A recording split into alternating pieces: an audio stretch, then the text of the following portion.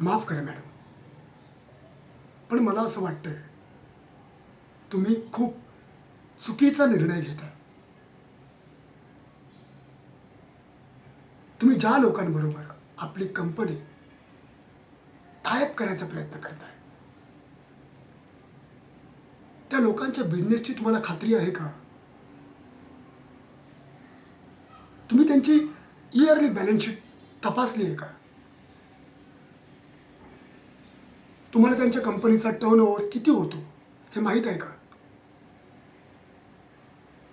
मग ह्या कंपनीचा सीए म्हणून ही सगळी माझी जबाबदारी नाही आहे का? मला आधी हे सगळं चेक करावं लागेल. त्यानंतरच आपण पुढचा डिसिजन घेऊ शकतो.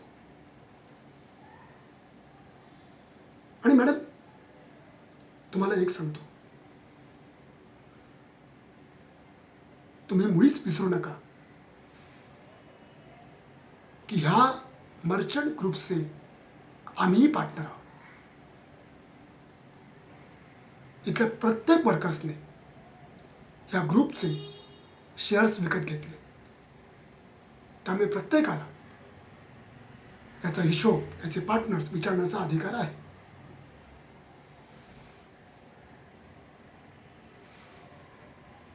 एनिवे,